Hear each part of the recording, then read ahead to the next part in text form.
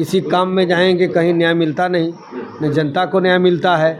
इसीलिए जनता बीजेपी से बहुत नाराज़ थी। सड़क से लेके सदन तक उठाएंगे और संविधान बचाने की काम करेंगे और लड़ाई लड़ेंगे। बिल्कुल मिलेगा। जनता का ही सेवक रहता है जनप्रतिनिधि, जनता के काम करने के लिए सेवक है। जनपद सोनभद्र में गिट्टी बालू सस्ती होगी, हर किसान का घर पक्का होगा। आप एक वैकेंसी बता दीजिए एनसीएल में निकला हो। छोटेलाल खरवार जी सांसद हुए हैं और मैं इनसे लड़ूंगा।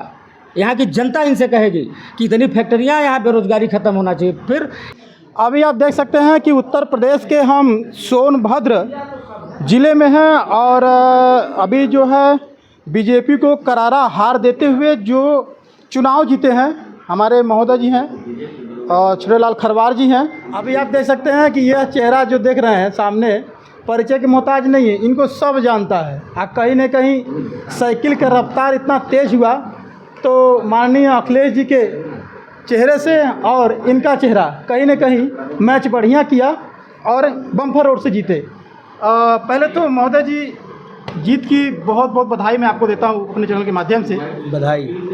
और यह जो जीत हुई इसका श्रेय किसको देना चाहेंगे आप? देखिए, यह जीत जनता जनार्दन की जीत है और जीत इंडिया गठबंधन के सभी कार्यकर्ताओं की है। यह जीत समाजवादी पार्टी के कार्यकर्ताओं की है और ख़ास तौर से उसमें स्वयं जनता चुनाव लड़ रही थी। इसलिए मैं श्रेय सभी जनता को मैं देता हूं कि जनता की कृपा से यह चुनाव मैं जीता हूं। और सर हमारे सोनभद्र में खनन क्षेत्र है, बहुत सारे फैक्ट्री भी लगी हुई हैं। सर छोटा सा मैं डिस्कस करूंगा उस पर कि हमारे जो क्षेत्र की युवा हैं पढ़ाई लिखाई करते हैं और इस उम्मीद में कि एनसीएल है, बहुत सारी फैक्ट्रियां हैं, खनन क्षेत्र है, हमें काम मिलेगा, जबकि उनको उस काम के लिए सोर्स लगाना पड़ता है। जिनके पास सोर्स नहीं है उनको काम नहीं मिलता, सोर्स लगाने पर भी नहीं मिलता। सर इसका उत्थान कैसे हो सकता है, कुछ उपाय बताएंगे सर? देखिए, भारतीय जनता पार्टी की सरकार है जी और उसमें हम लोग कोशिश करेंगे नियमानुसार जितना ज़्यादा से ज़्यादा हो सके युवाओं को रोज़गार दिलवाने का काम करेंगे। और बीजेपी की सरकार में तो कोई न्याय मिलता नहीं, किसी काम में जाएंगे कहीं न्याय मिलता नहीं, न जनता को न्याय मिलता है। इसीलिए जनता बीजेपी से बहुत नाराज़ थी और आज भी है। हम लोगों को बराबर कोशिश है कि जब तक अपना सरकार नहीं बना लेते तब तक हम लोग चैन से बैठने वाले नहीं हैं। जनता की आवाज़ उठाएंगे, सड़क से लेके सदन तक उठाएंगे और संविधान बचाने की काम करेंगे और लड़ाई लड़ेंगे और जनता की लड़ाई स्वयं लड़ेंगे। जल जंगल जमीन के मालिक ये लोग थे, आज इनका पतन इतना तेज़ी से हो रहा है कि अपने अस्तित्व को खुद नहीं बचा पा रहे हैं। बाहर से आकर महलों में रह रहे हैं, यहीं के लोग झोपड़ी में रह रहे हैं। अगर ये मकान बनाना चाहते हैं तो गिट्टी जब खरीदते हैं, परमिट महंगा होने की वजह से ये अपने हृदय की बात हृदय में लेकर ही झोपड़ी में रह जाते हैं, बनवा नहीं पा रहे हैं। सर तो लोकल के लिए अगर आवाज़ उठा सके सर तो सदन में उठाइएगा। इस प्रकार भी किया जाएगा। भारतीय जनता पार्टी की सरकार है, कोई सुनता नहीं। बोरा में भी लेकर कोई जाएगा, साइकिल में लेकर भर के जाएगा, भर के तो उसको भी पकड़ लेते हैं, कार्रवाई करते हैं। इसका हम लोग मांग रखेंगे और सरकार आ जाती है तो उस पर अमल बढ़िया तरीक़ा से किया जाएगा ताकि जनता को न्याय मिल सके। और आपकी बात हम रख रहे हैं और कहीं न कहीं इनका कहना है कि जो वोट आपने विश्वास से दिया है उस विश्वास पर माननीय जी खरे उतरेंगे, आपके समस्याओं को सदन में उठाएंगे और प्रयास करेंगे कि यहाँ की जो मूलभूत आवश्यकता है उस पर जो है बात करेंगे। क्यों सर?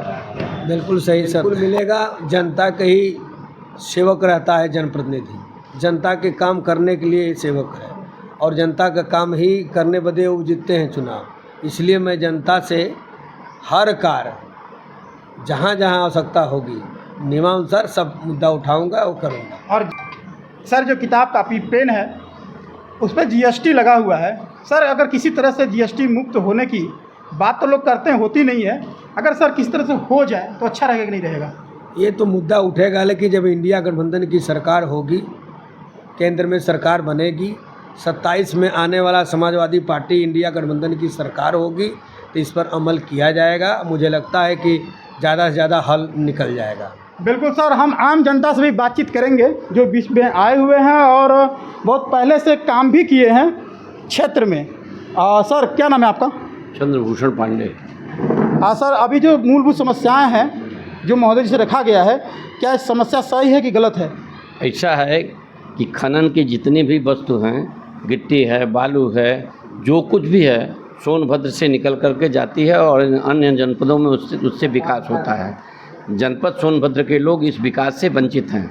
यही भाजपा की जब का जो पिछला चुनाव था, भूपेश जी और मध्य प्रदेश के माननीय मुख्यमंत्री जी आए थे तो उन्होंने एक नारा दिया था कि जनपद सोनभद्र में गिट्टी बालू सस्ती होगी, हर किसान का घर पक्का होगा।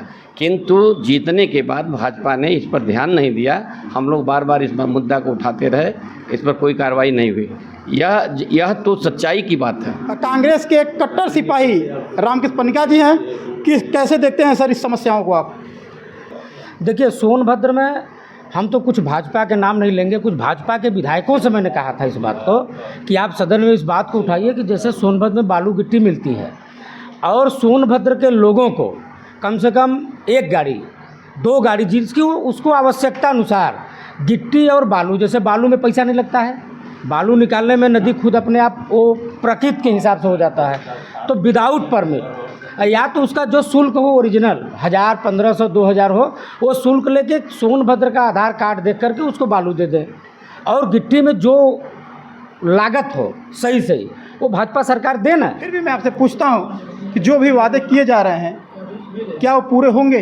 देखिए, हम लोगों के नेता आदरणीय राहुल गांधी जी हैं, आदरणीय अखिलेश यादव जी हैं, इंडिया गठबंधन के ही शिरोमोर हैं और अगर इंडिया गठबंधन की सरकार बनती है तो बहुत बड़ा काम नहीं है दोस्त, मैं कह रहा हूँ। अगर इंडिया गठबंधन जब से कांग्रेस की सरकार गई है, आप एक वैकेंसी बता दीजिए एनसीएल में निकला हो, या Hindalco, Hitech, Kanoria, NCL, NTPC, power plant, Lanco, यहाँ इतनी फैक्ट्रियाँ। लेकिन हाँ, ये विश्वास है कि हमारे क्रांतिकारी बड़े भाई माननीय छोटेलाल खरवार जी सांसद हुए हैं और मैं इनसे लड़ूंगा।